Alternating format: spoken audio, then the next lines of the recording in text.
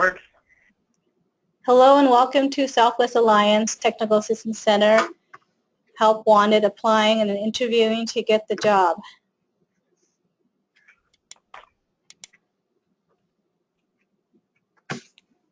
Southwest Alliance Technical Assistance Project is in its second year, and we are working on sharing information from state to state about self-advocacy, creating video blogs about disability issues, lead webinars about strengthening self-advocacy organizations, and working on sustainability and recruiting youth leaders.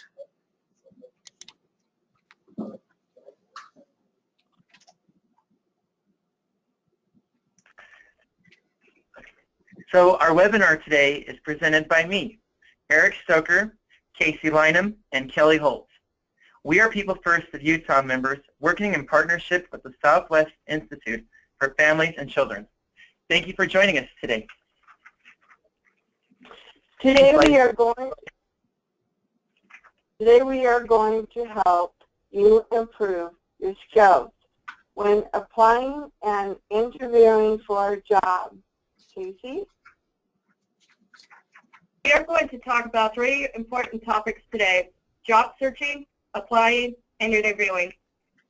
At the end of our presentation, we will have time for questions and comments, so please save your questions for the end. We all have jobs, so we can share more about that. If you would like to learn more about us and our work history when we are finished. Kelly is now going to talk to you about searching for a job. Thank you, Casey. There are lots of ways to search for a job, but these are the tips that I found most helpful. Change slide, Juliana.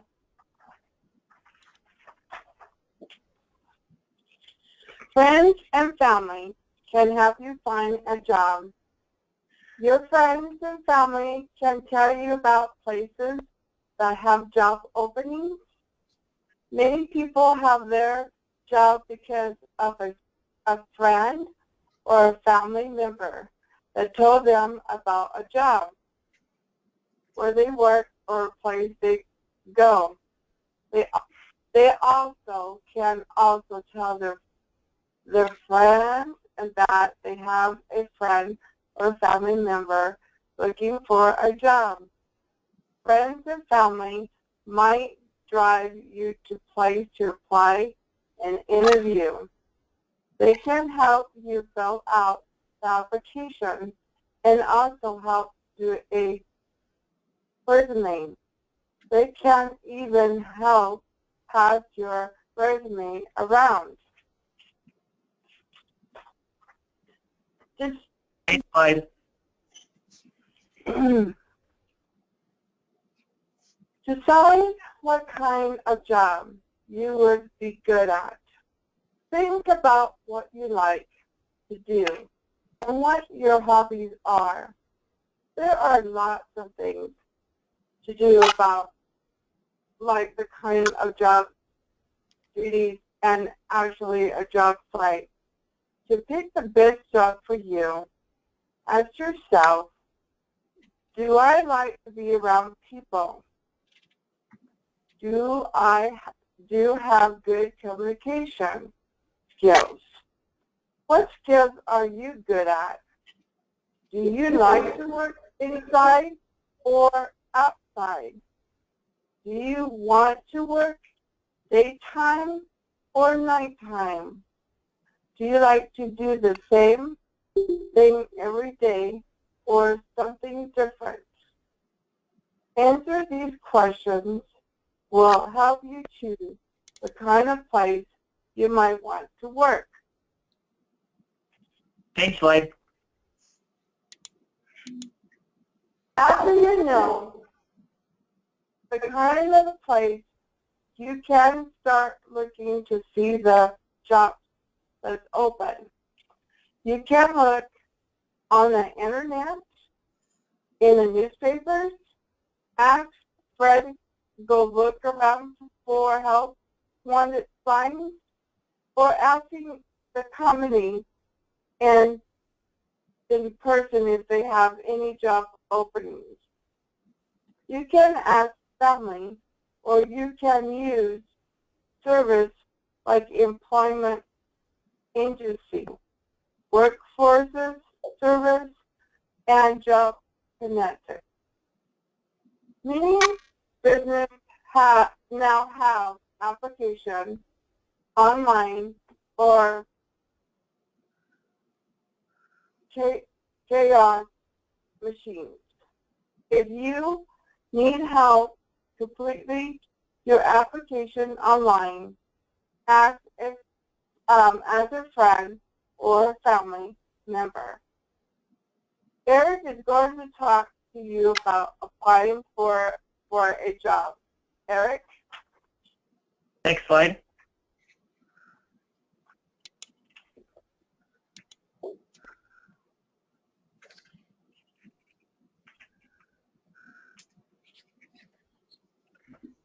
Thanks, Kelly.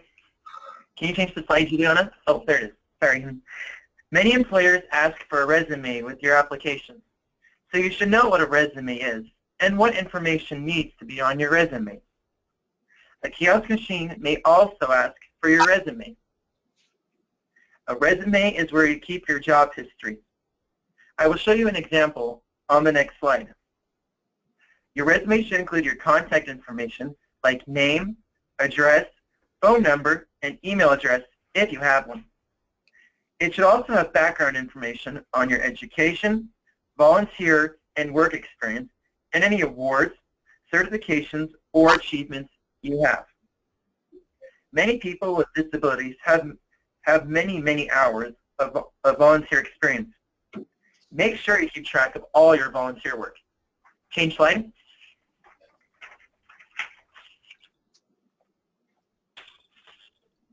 This is Kelly's resume that I have used as an example. Kelly has listed the skills she is best at first.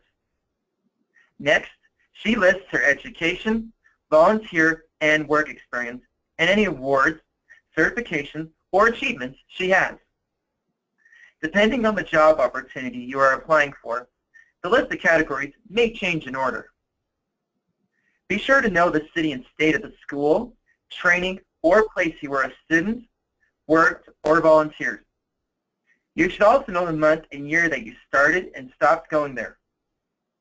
Save this information because you will need to update it as you add new experience. It might also come in handy when you fill out a job application. Change slide.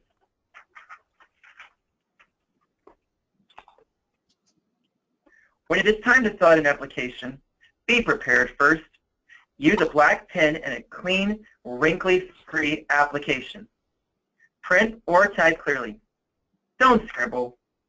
Know your current address and the best phone number to reach you, since this is how an employer will contact you for an interview. Employers may contact you by email, so if you listed your email address on your application, be sure to check your email account regularly for new mail from employers. Have a list of your education, work, volunteer history. For each place, you need to know the name and address of the building and the tasks and duties you did there. For example, putting away books, answering the phone, filing or posting information to Facebook. You also want to look at your calendar so you know when you are free to work, since many employers will ask you on an application. Make sure you think about how you will get to work. If you will need to have public transit or a ride, check the transportation schedule or ask your ride if there are times when they can't drive you to and from work. You need to be honest about how you are in your past. Some companies and agencies will do a background check. They will be looking for things like if you have been in jail or have a felony. We'll talk about references in just a moment. Change slide.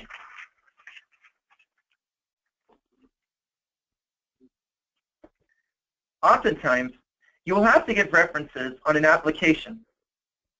A reference is a person who you have worked for or with that is willing to tell others about the hard work you can do. Be sure you ask the person to be your reference before you write them down on your application. You want their permission because you want that person to be prepared to talk about you. Make sure you read the reference conditions and make sure that does not limit or exclude family members and friends to be used as a reference. Change slide.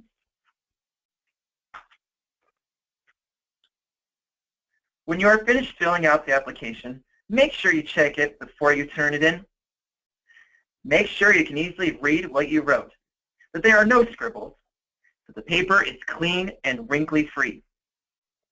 Make sure you answer all the questions honestly and completely. Make sure you attach the copy of your resume if they ask for it. Read it over again and double-check that the information is complete and correct before you turn it in. Turn it into a manager or human resources department if you can. Otherwise, make sure the person you hand it to will take it to the person in charge of hiring. Follow up with a phone call to let them know you are interested. Change slide. Casey is going to talk to you about things to do and not to do when interviewing for a job. Change slide.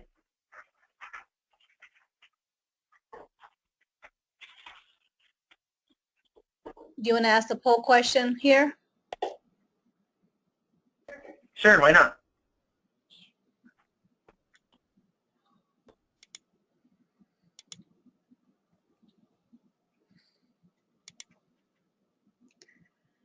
All right, if you guys can fill this out on your computers, and we'll give you guys a minute to fill this out. You just have to click on the two answers, yes or no.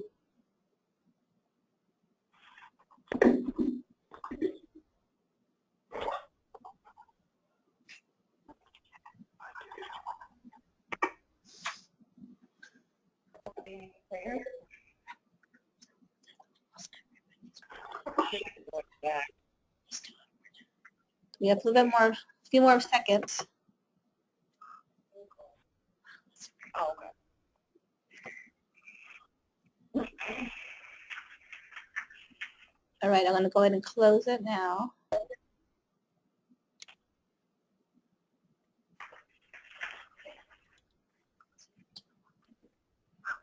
Oh, wow. That's awesome. So now you can see that the poll question, the results. And you go into a job interview. So it shows us that, yes, 90% have and 10% haven't. Wow. So we'll show the second poll question. Here's the second poll question. Please answer.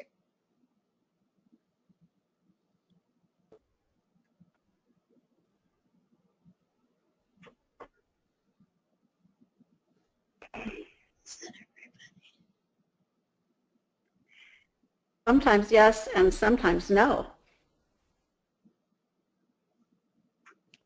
Oh, we should have added that in there too, huh? Mm-hmm. Good comment. All right, I'm going to go ahead and close it now. So you guys can look at the responses. I like the sometimes yes, sometimes no. It helps us to recognize that in this area there's a little bit of help that's still needed. All right, we'll proceed on now.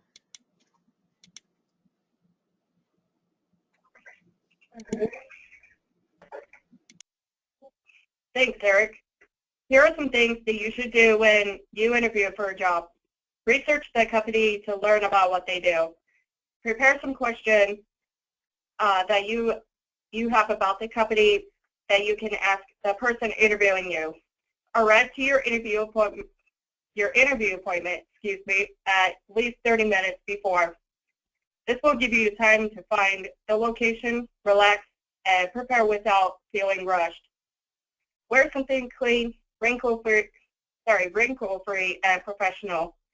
Men can wear a button-up shirt, slacks, and nice shoes. If you are working in a professional setting, a suit and tie are optional. Women can wear a button-up shirt and slacks, a dress, or skirt, and nice shoes. Have good hygiene, shower, brush your teeth, and comb your hair. Men should shave, and ladies might want to wear light and professional-looking makeup. Wear deodorant. If you need to show any of your work, have your portfolio ready as well. Relax and be honest. Practice some interview questions before you go. Have good posture and body language. Sit up straight and make eye contact as much as you can. Remember to thank the person for meeting with you to have the interview. Next slide. Here are some things that you should not do when you interview for a job. If for some reason you need to reschedule or cancel your interview appointment, please call them as soon as possible. It is best to talk to a person directly, so only email if there is no other way to reach the person you're supposed to meet with. Don't dress sloppy and dirty or wrinkle clothes that are not professional. Oops. Sorry.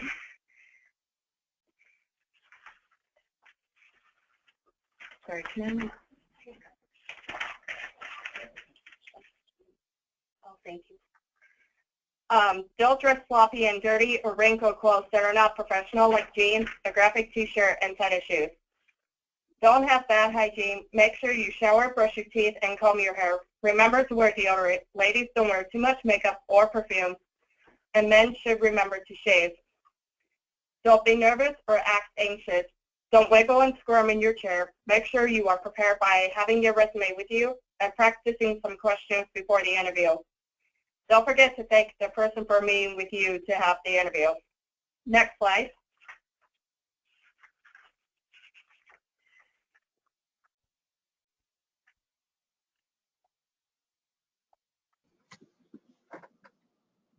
We are going to tell you a little about ourselves, and then we will take a question and comment. Eric will now tell us where he works and how he got his job, and then what he does at work. Eric? Thank you, Kelly. So where I work at the Utah Developmental Disabilities Council as an information specialist. And how I got the job was there was a position opened up at the office, and the executive director asked if I wanted to apply for the job, and I said sure. So I filled out the application, went through the interview, and I got the job. And what I do is I do famous people with disabilities bios on their birthday to tell a bit about themselves. And I do roaming reporters, which is I go out and interview people about what they're doing for people with disabilities in the community. And I also work with the council staff on different projects. Casey, why don't you tell people about where you work at and stuff? Yeah. So I work at a retail grocery store called Harmon's, and I'm a bakery sales associate. So right before I got this position, I started working there as a bagger for the front end department, and my job responsibilities for that is I bag customers' groceries and make sure that I had to use the bagging techniques. And then in either June or July of last year, which was 2015, I got promoted to work in a bakery department as a sales associate. So what I do there now is I do packaging, and I package all the breakfast goods and pack up all the rolls and cookies and even make garlic bread. So Kelly, why don't you tell us about what you do for work? Well, thank you, Casey. I'm an independent 3D Mary Kay, and what I do is I go, say like if you want to do a party, and so I go to your house, and it's a lot of fun. what we do is we set up the tray and the stuff that you'll be using on your face. And also we got some men product too. And so, and then after that, then if someone want to have an out party from that party, then you set that up. And also, let's say somebody wanted to join Mary Kay, you can. You have to be 18 to sign up. And so it's like being your own boss. So then you could do your own schedule and then you go.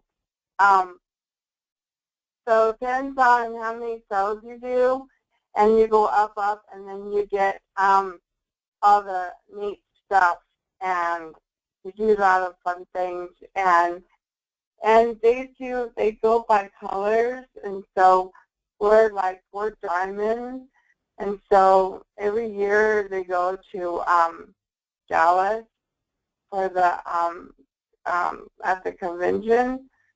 So we go sometime in July, but before that they have like a career too, and that's always in like between March time. So it's a lot of fun.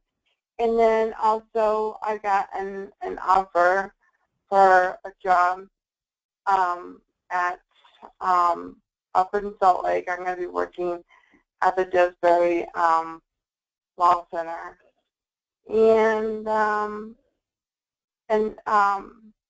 so that's what I do, and I'm really excited to get ready to move and work my new job up in Salt Lake, and that's it.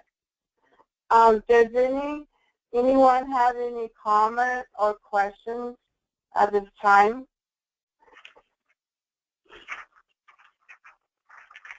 What about all of the situations where they're insisting that you apply online, and they're using these filters to filter out people or filter in people by keywords on the resume or the information that's been provided? It's made things really, really difficult and competitive when you can't apply for a job at all unless you do it through their website. Do you have any suggestions about that? I mean, once you get an interview, you've got your foot in the door, but do you have any comments about the online insistence that folks are having? Well, I think this is Kelly. If you guys are having problems like that, I think maybe you should talk to the maybe the manager of the store, who's the head of the store, and making maybe you could make some suggestions. Maybe they could fix it or change it, make it so easy. Make it easy. That won't be so hard.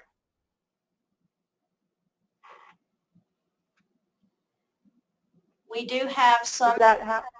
Oh, sorry. No, I just want to know if that cannot help. We have some examples where talking to the manager does help an individual get an in-person application, but a lot of them are not as friendly and they still insist on it. So you could probably get a group of people that are interested in looking for jobs and teach them how to put in the keywords,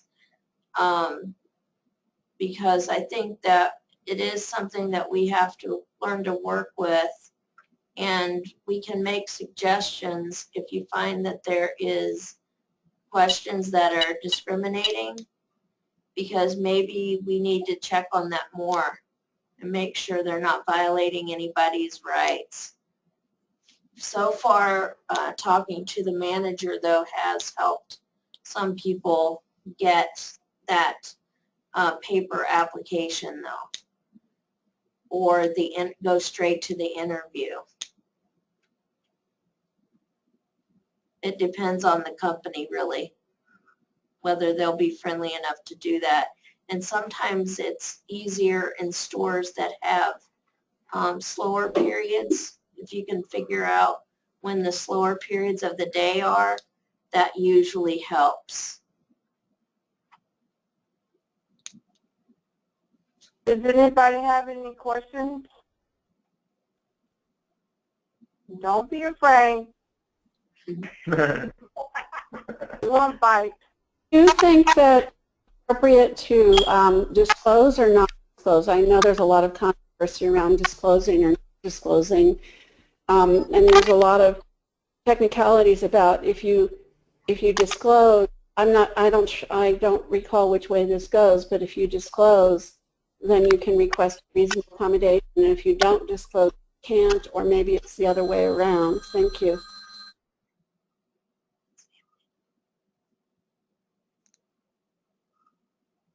Any more questions?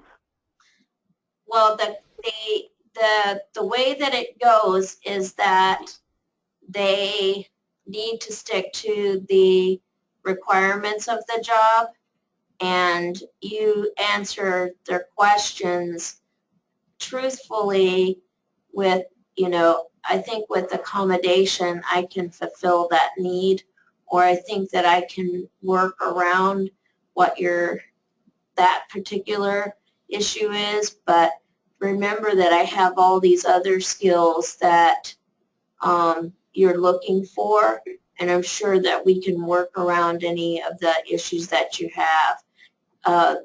The law says that you do not have to disclose. Some people feel that if their disability is really obvious, that they talk about it, and sometimes that can talk yourself right out of getting the job. So you want to stick to, I have the skills that you're looking for, I have the abilities to work with any, different situations, and I think that, we can definitely figure out a way to accommodate those things that you're concerned about. So that's usually the way that I've handled it. And, they might try again to ask the questions, and you just have to, redirect them and just keep going back to the skills that you do have. And, if you feel like the person can't get past it, it may not be a good match for you, because they probably won't supply the accommodations that you're going to need. And or you might need some help with how to answer different questions that you've gotten. It's really a personal decision, but you should practice, because you don't want to over disclose and talk them out of giving you the chance. Does that help?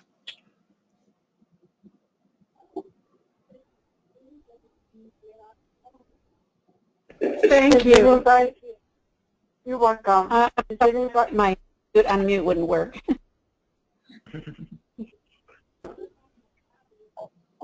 Does anybody have any more questions?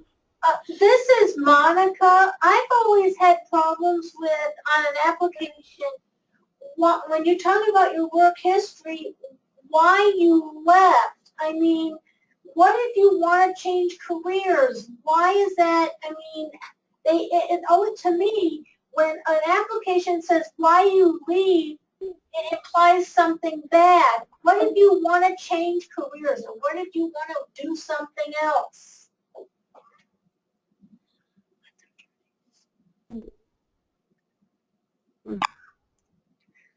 Because that question always made me feel like, well, I didn't do anything wrong. Maybe I chose. I want to choose a different career. What's wrong with that? Or I want to choose, or, does it have to be bad? No. If you feel like you want to change your job or your career, whatever, that's great. When you have something like, like your dream or your goals. Well, my dream, my goal was like moving up to Salt Lake, and then I have this job opportunity, and I feel, because I know that I'm be good, and I feel that I'll be good. What I'm going to be doing, because I'm going to be working at the Didsbury Law Center. What I'm going to do, I'm going to teach the people with disabilities how to vote, and because there's some people don't know how to vote, or some people telling them you can't vote, and you can vote. So that's not, that's not wrong. That you could, if you feel like this is not good for you, you think you could do something else, that's great. Power, power to you, and I know sometimes to be frustrated, but I know that you could do it. But why do they want to know why you left your last job? I mean, how is that gonna keep you from getting a job? I mean, the reason that you left your last company, how is that going to keep you from getting a job? I mean, because sometimes when you leave, maybe the company is closing, or they lay you off because they're downsizing the company, or because it's closed. That doesn't mean you did anything bad. So how is the reason that you left your job going to prevent you from getting another job? Like I said, there's several reasons. It could be choice, or it could be the company closing. Well, like me, okay, so in the past, I worked at the college, and so, for example, I didn't want to, leave from the college, but they had cuts, So before they did the cut, I signed up for Mary Kay, and that is, you could be your own boss, and so you could schedule your time or whatever you want to do, and but there's companies that will let you go because of the cuts, or maybe they are going out of business. But does not mean that you didn't,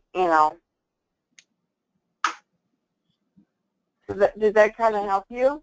I think so, but I mean, they still ask you that. I mean, and it's like, the reason that you left, that shouldn't prevent you from getting the job that you're asking about. Well, the thing is that when you're answering questions, some people are so obvious that they don't know what to say. And the nervousness of filling it out, they might say, I was mad at my boss or something like that. You don't have to say those negative things. The things that you said about getting laid off, those are things that happen to people, and that is something you don't have control over. And that's really going to, once you get the interview, you get a chance to explain that this opportunity that they have gives you a chance to use your skills, and that you're really excited to work for them. Okay. So when you answer that question, you can say, even though I was laid off, your opportunity looks really excellent match for my skills. You fill in the question with, you switch it. Okay. and you tell them that you're really looking forward to talking to them about your skills, because then they're not looking at you as a negative person. You say something like, I was mad at my boss, or my boss was a jerk, or something like that. Yeah, that tells them that you don't get along with people. Right, right. But you would say something like, I'm looking for a change that can use more of my skills. Okay? Even, I have left. I look forward to talking with them about the opportunity. Okay. So that's something they're looking for, is somebody that, even though they had a bad closure, that they know how to talk about it in a way that's positive, because you're looking forward to their company. Okay. Another way that I've sometimes put it is I want to make a vertical move.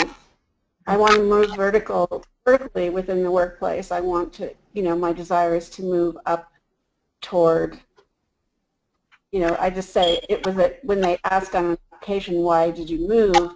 Why did you leave that job? To make a vertical move. It's a real professional way to say, I want to do something better. Yeah, Yeah. that's great. So this is Eric Stoker from Salt Lake City, Utah. Back to what Teresa was saying, because I was trying to find a job that I was good at. Like, I'm good at doing computer skills. I'm good at posting stuff onto Facebook. And then when this job opened up, I was like, these are skills that I'm really good at. And so I applied, did the application. I was like, I can do this, because I thought the job was perfect for me. That's great. And this is Casey, also from Salt Lake City, Utah. So in the past, like back in the day, we used to have some hard copy of applications. And from the company that I work with now, when I first applied for Harmon's, is that on the piece of paper, one of them will say you have to solve about at least 3 or 4 math problems. And the reason why they do that is because they wanted to know if you're really good at math. And that's if you get this position, as a cashier, and you wanted to have a really super good math skill. Because I know some people are not really good at math, and some people are really good at it. But when you go in for a job interview, you always wanted to have a really positive attitude, because some managers would be like, you know what, we would love to hire you because you have a really good attitude, you showed a really positive energy towards the company, and I think you would be the best person to be hired, because not only that, you only have to have your resume or your cover letter with you, because if you have a cover letter and a resume, then you are 100% prepared. Does that make sense? Mm-hmm. It does. Does anybody have any more questions? This is Vicki. Hi, Angie. What's your question? My question is just about jobs doing and all that. One way you do the job is depending on how skilled you can do the work. I've been working a long time ago. I worked at a hotel for 19 years. Yeah, I worked at the house for 10 years. Now, and then another job for 13 years. And basically on the job is basically how you do things, and they want to know how you can do things better and show them what you can do. And don't be afraid to ask your boss some questions and about things, because they're not going to bite you. They want to help you. I had a nice boss that helped me. I asked her if she wanted me to do something for her, and she said yes. So I did it. So the thing is, the job is the most important thing to look for. If you want a paycheck from that job, you got to earn it. That's how it is on the job. Well, thank you for sharing that. You're welcome. Does anybody have any more questions?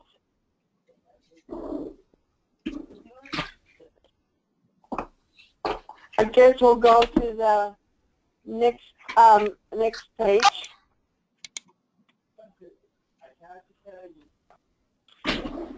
Here's some other webinars are coming up in the future that you may be interested in. You can contact your staff from SWI to learn how to attend. Thanks, Mike. Sorry. I want to keep this slide open for a little bit here. So the next presentation will be from New Mexico on June 20th, and they're going to be talking about a talk show. Nat, do you want to give them any information about that? We'll be talking about a variety of different issues that people with disabilities face, and some informational things like about the APO Act, about service animals, about bullying and bullying. I don't have the list. I wasn't prepared to speak today. No, that's we're gonna each take a couple of subjects and talk about them and explore some of those issues and have Q&A. Thank you. great. And then the next one will be June 27th from Arizona, and they're going to talk about 5 steps to a successful meeting.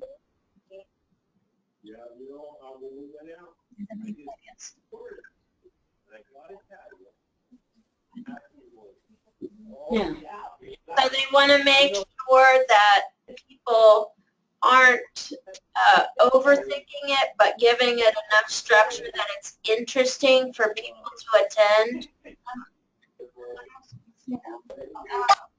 I'm the president of People First of Arizona, and I wanted to come up with this subject because we try to get people involved as much as possible, and it's hard sometimes, especially to have a consistent membership too. So that's some of the things we're going to be talking about on the webinar.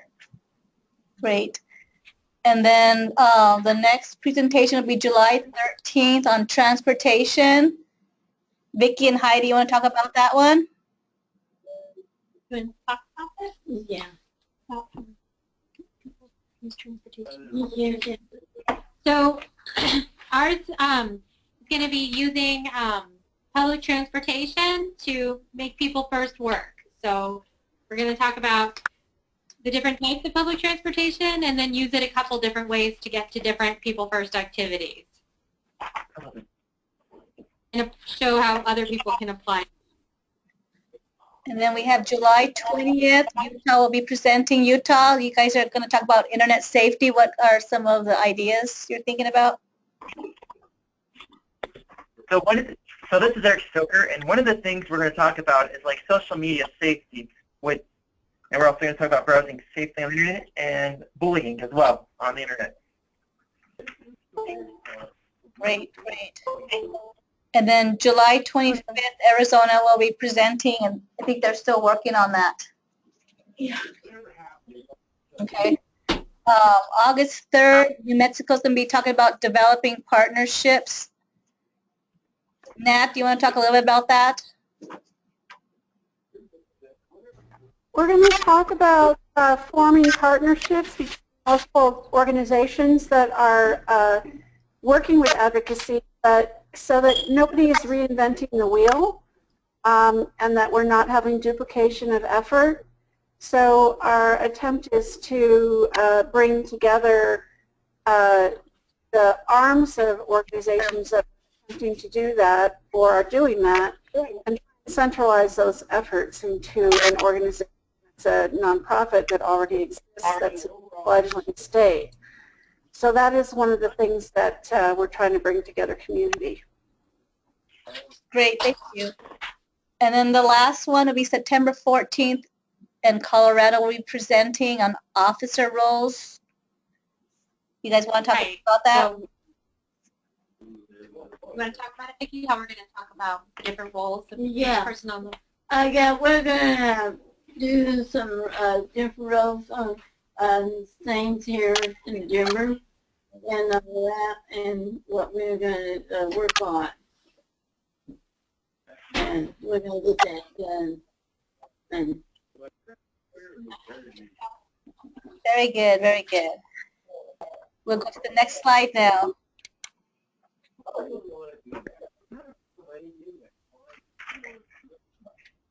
Thanks to this wonderful project and for everyone here today.